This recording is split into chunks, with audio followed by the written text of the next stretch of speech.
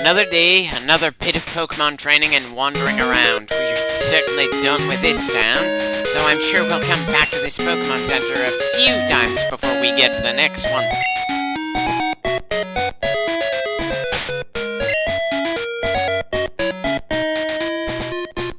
May as well keep Venus on our front line since he's the lowest level on the team right now, but again, this town was not particularly friendly to grass types, especially grass types that only have a grass move as their only real attack.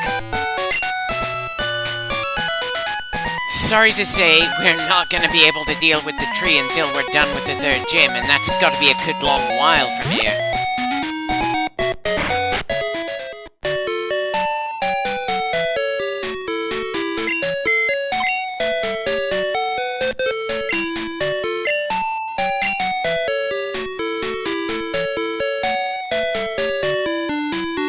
Okay, apparently I'm taking Uzumaki off the team again. I've got nothing against that line of water Pokemon, but we don't really actually need a water type at this point. And unfortunately, I kind of feel like I like Gyarados and Slowbro more than a Poliwrath.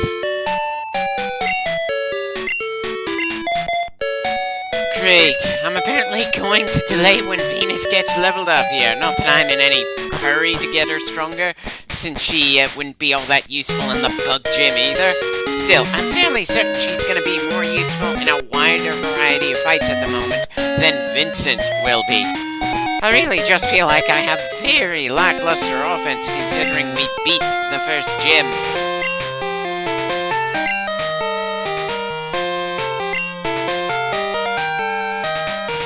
I'm sure the protagonist will get around to dealing with it eventually, but we've got a good amount of ground we need to travel through before we're even allowed to try.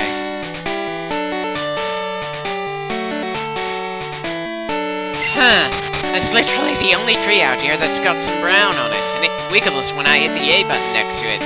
I suppose that's a more interesting roadblock than just having two trainers busy battling in front of us or some thirsty gate guards, but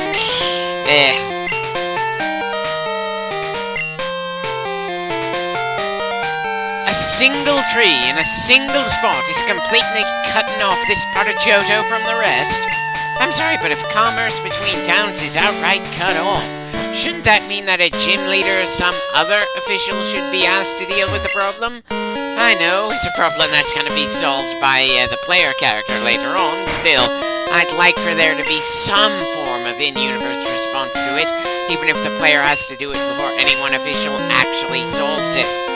Anyway, welcome to the Ruins of Alph, an area that I feel like should have been treated as more important than it actually is. When I first got here as a kid, my first thought was that this location might turn out to be important later on in the story, that the game had expanded things in interesting ways for the Pokemon world, and this was a good chance to learn more about it. I'm afraid that isn't the case, though it certainly does occasionally get my brain flowing with various ideas of what could have been, and how the sequels could have done some interesting stuff, using something similar to how the Ruins handle things, you know, using this as a bit of a skeleton for interesting plot points in later games. He's certainly got a number of interesting images on the walls, that's for sure. I'm certain that there are people on the internet who managed to translate the writings there, though couldn't find a website for that, just translations for other things. Great. Now you're making me wonder when we're gonna get an Egyptian region in the series. Would I even want Game Freak to bother with an Egyptian region when they've half-assed 2 regions in a row in the same console generation? Hell, some would argue that their attempt at the Hawaiian Islands even before that was a little poor. But I'm willing to at least consider going all the way to the Alolan region, since the storytelling there sounded interesting enough, even if the world building kind of stopped being a priority somewhere around Generation 4 or 5. What am I even doing thinking about future generations when I'm still working on the second one?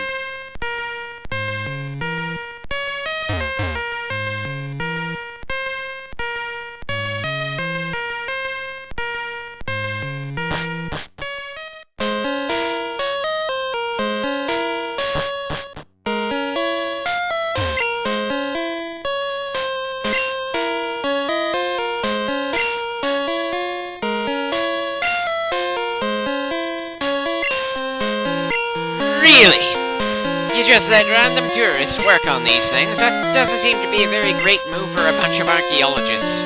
Not that the doctors around here look like archaeologists of any kind. They all have the same generic lab coat, since that's apparently the only way we can denote that someone does science things around here.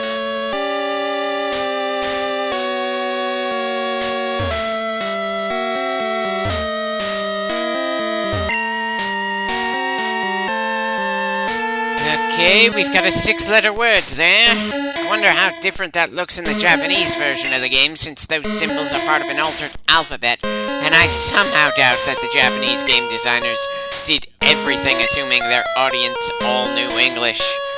Anyway, let's deal with the picture puzzle there.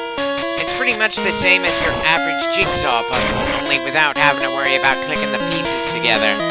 Funnily enough, during the big COVID-19 lockdown, my sister became completely obsessed with that kind of puzzle.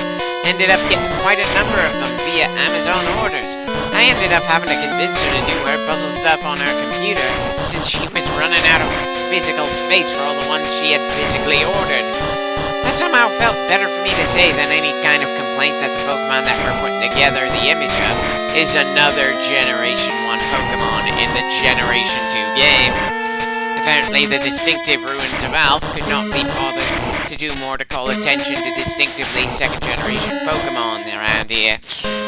Again, as regions go, Johto always ends up feeling a bit awkward. I want to like it more, but it just lives in the shadow of the first generation to such a degree that it's in some ways kind of depressing.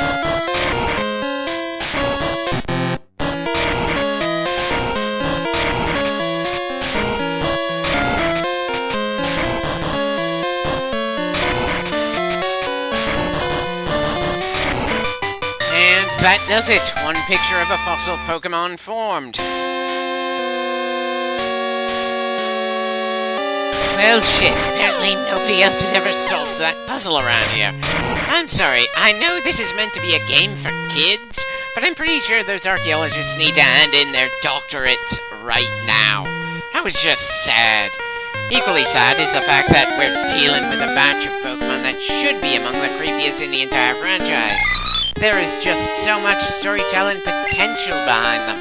Inarguably, the best movie that Pokemon made, with the best storytelling they ever could have pulled off, the Unknown are outright warping reality around them. All at the whims of a little child who didn't know any better and who was grieving for a recently lost father. These things are essentially the code of God. And yet the only time we run into them is in these ruins.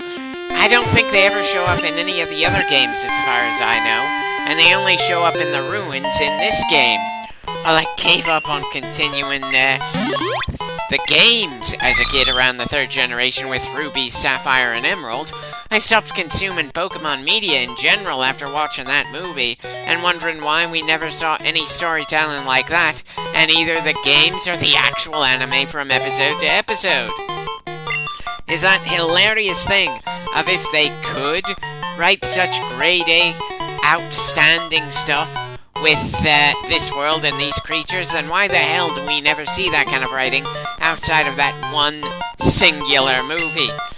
I didn't take another look at Pokemon after that until I heard the first announcements of Sword and Shield coming out on the Switch, and people getting hyped for how the company would improve things when they had a better handle on various details and had hardware that was better than anything they'd ever worked with before. I loved going back to Pokemon Snap, re-exploring Kanto, stumbled onto a Pokemon Conquest that I'm hoping to eventually do, heard some great things about Pokemon Ranger and several fan-made projects, which again, I hope to eventually get to. I hyped myself up hard, and while Snap 2 and Legends Arceus were kinda good, not great, but good, Sword and Shield were an absolute train wreck, and Scarlet and Violet after that also felt like absolute missteps. So I found myself in an awkward place of being reinvigorated to go back to Pokemon, but absolutely hating the 2 latest mainline generations of it. And good God, doesn't that just say something about the gold mine that Game Freak created? Despite an absolutely undeniable set of mistakes they've made with the franchise, they still draw people in. And the ruins of Alpha are the first big sign of the sort of mindset that Pokemon would have for quite a while to varying degrees. They create an environment and creatures that hint at things being especially interesting and deep, and never actually go into depth with it. I'm gonna spend a good deal of the rest of this clip bouncing back and forth from the ruins, wondering why the game designers didn't do anything with either the ruins or the unknown in them, outside of set up a way to gain more items by capturing different shapes of unknown. Still, at least it was kind of forgivable for the second generation, since they literally stuffed the Game Boy Color's cartridge to the point of bursting. They literally could not afford to add anything more. But it's still kind of funny that such a major issue with the franchise was evident even from the second generation. It's not like it snuck up on us, it just felt like the good outweighed the bad until it suddenly didn't. And people felt that breaking point at different points in the franchise for differing reasons. And it's kind of interesting that in my case, it was seeing things go temporarily to the absolute heights that I didn't think they could top them that made me drop off the games in the third generation and the franchise as a whole in the Unknown movie. I just didn't have the confidence they'd be able to match those efforts ever again. And I don't know if I should feel vindicated that they never did, or annoyed that despite so much missed potential, Pokemon is still the single biggest money maker on the planet. Well, not much I can do about that. As for the guy we just spoke to, I want to say to him, keep thinking that, buddy. Whatever might be at the end of this questionably done side quest is something I'm never gonna see outside of watching someone else online go through it all. Much like filling the Pokédex, it just feels like whatever the reward could be isn't good enough to warrant the sheer amount of bullshit we have to go through. Okay, so after appropriately translating what the text on the wall wanted us to do, we just gained access to a room with some items to grab, and another hole in the floor to drop down. Considering I'm hoping to get a rowboat, something that evolves due to friendship, I don't think I should keep the powders that tend to raise a Pokemon's dislike for a little bit. Not that it's all that difficult to raise friendship levels in the game, it's just that for some Pokemon it feels like it takes all too long to get where we want them to be. Anyway, time to capture another unknown. Just a little slight body difference, so we aren't gonna gain anything in the Pokedex for it. And while I don't like how empty things feel around here, there's no harm in continuing to hit things up left and right. Hell, the very words written on the floor in the room we landed in hint at things potentially being more interesting than they actually are. It literally says, "Our words here shall remain here for the ages." Kinda ominous, but unfortunately it's rather an empty ominous that makes it feel like a wasted effort to translate it. Just like it felt like an odd waste to translate that 6-letter word on the wall as escape. Again, this was made around the same time I was discovering games like Final Fantasy VII, Suikoden 2, and Wild Arms. And part of me is annoyed with myself that I committed to doing this game instead of any of them in this same slot. Ah well, I suppose that's something to look forward to when I'm done with this particular LP. Wish I could say I was looking forward to this egg hatching, but it felt like an obligation to me.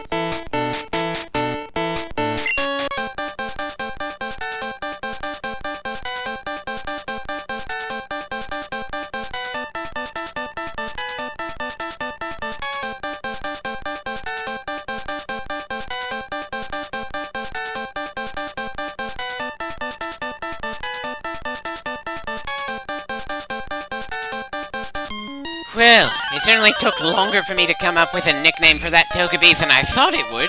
Probably because I was never really drawn to the cute little thing back when it was first introduced in the anime, and I don't remember what it becomes when it evolves.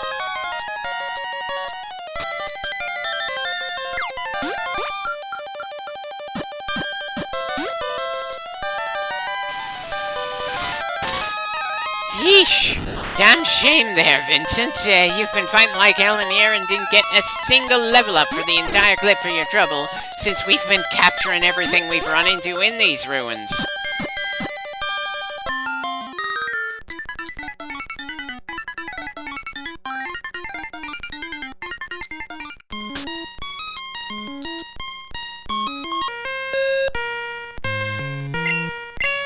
Huh. Shouldn't we have been told we were out of the service area before we even tried to make the call there? Not that we have that many people to call in this game, since I have gone out of my way to refuse people asking if we can grab their number. Again, we just don't have enough slots on our phone to afford grabbing absolutely everyone's in this game. That's one of the various differences that comes with the Heart Gold and Soul Silver remakes, and something that I'll show when I finally get around to working on the remake of this game. Assuming I ever do, since 16 parts into this game, I'm thinking of a number of other games I could be doing outside of the Pokemon franchise.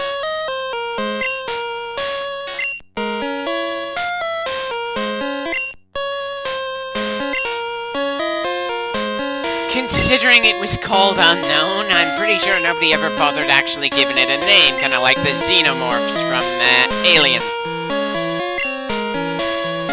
There are. Hence why I've been capturing more than just one of the same damn species, and I'm fairly certain it'd be way too easy to lose track of how many we've captured.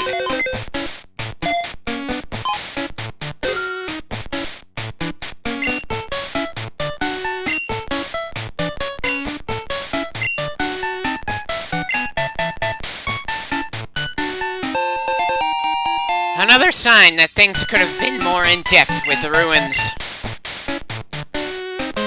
Sorry, I'm not typically inclined to bother with the Pokédex filling in the first place. Is there anything you want to do to make it feel more tempting to fill up this secondary Pokédex within the Pokédex?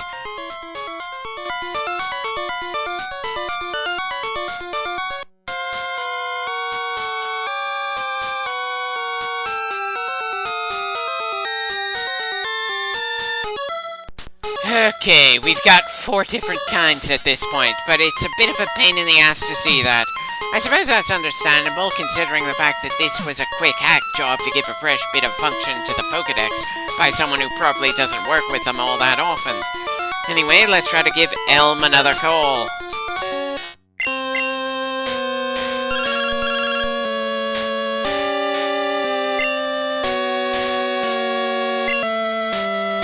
A Pokemon that was visually designed to be egg-themed, and I don't think any other Pokemon other than Execute does the same.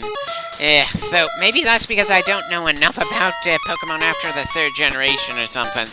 For all I know, they went absolutely insane when it comes to exiled Pokemon. After all, I've seen that there's literally an ice cream Pokemon out there, along with a floating chandelier.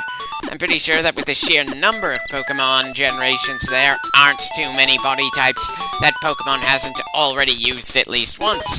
There's literally over 1,000 Pokemon at this point, and I had a hard enough time keeping track of them all once we got past the 151 mark.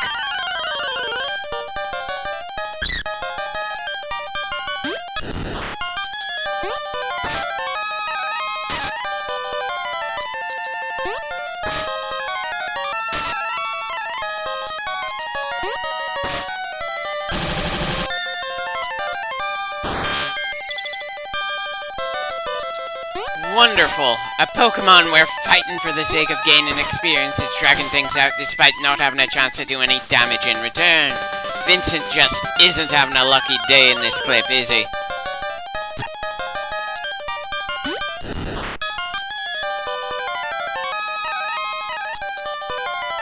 Oh dear, sending Venus out to deal with a bird. Sure, it's a very low-level bird, but still.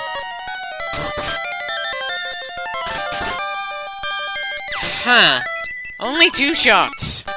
Good to know, at least for wild birds we'll run into out here. Good. Something that is completely incapable of hurting Vincent that we can hurt in return.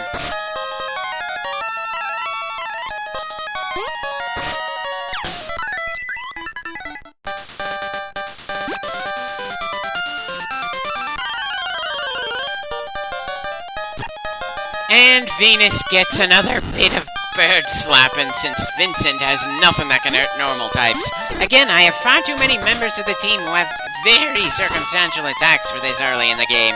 Sure, part of that is my fault for choosing to have those Pokemon at this point instead of benching them until we start getting to a level where they're more viable. But again, there's something about the Pokemon available at the start of the second generation that doesn't feel that right to me. Not that I know the Pokemon in the grass between towns all that well, like I did in the first generation, but still, all the team choices for my starter have been, this is gonna be damn good for our finishing team sort of choices. And there aren't too many solid for right now sort of things for me here. Though part of that probably has to do with the fact that I didn't do all that much with Pidgey, Caterpie, or Hoothoot. I would keep... Hell, Mothra would have turned into a Butterfree by now if I'd kept him on the team. That would have given us some early game versatility in terms of attacks at the very least, even if Falconer still would have mangled us pretty badly.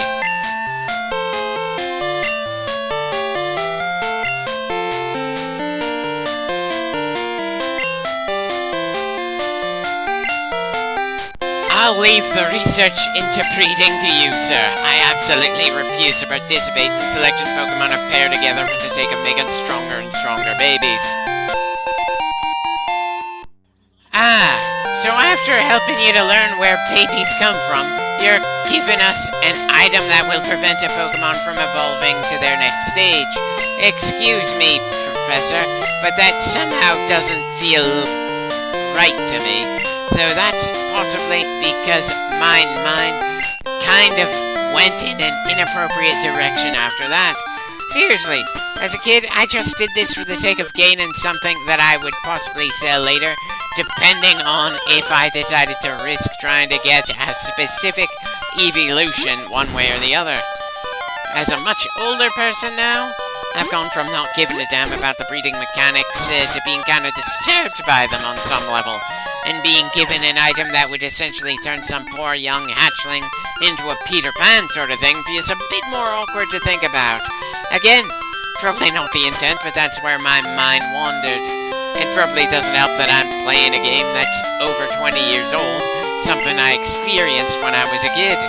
Or the feeling that the mainline games for this franchise haven't really done anything to really evolve after a certain point. I doubt there's some convenient Everstone that someone could remove from Game Freak so they'd properly grow the franchise instead of letting it stagnate to such a degree.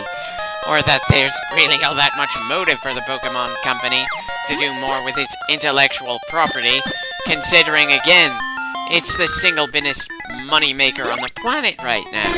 It puts everything else to shame in terms of income, even when they don't put anywhere near enough work into it.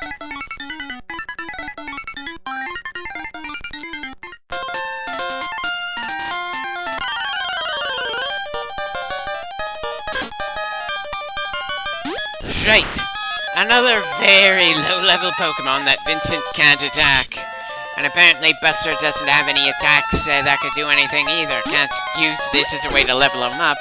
Hell, I should probably just hurry up and replace Buster on the team.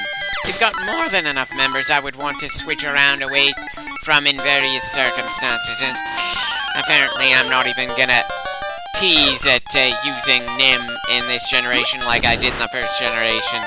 Ugh.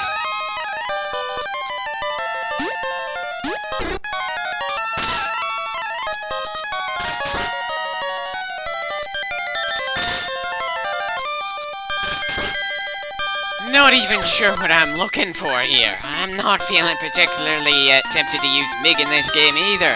Even if in the first generation, other than Spearow by the same name, had a very respectable score by the end of the game. I think it's just the fact that I really, for this particular playthrough, wanted to try to have a more distinct team than my first generation ones, which is awkward with the Pokemon available. And it's not like I'm trying to use the level 2 Pokemon to grind up to my level 10 or 11, so what am I even doing here? Anyway, guess I'm leaving that random section of grass and heading back to Cherry Grove, the town I thought we were done hanging out in. Ah well, at least we have the first gym badge now. It's not like I've been completely static or something. Though part of me can't help groaning at just how little progress I've made in the 16 clips we've been going through in this game so far. Though, again, some of those clips have been in Pokemon Stadium too. Yeah, sorry Buster, but you just don't appeal to me whatsoever. At most I might try to level you up later due to sheer curiosity. Though personally, I wish I could leave you with Elm so he could find a more loving trainer for you. Good God! Moments like this really make me feel like an ass and really undermine the whole friendship forming with Pokemon thing to me. Probably more my fault than the game's, but still worth mentioning since I didn't have that feeling as prominently in the first generation.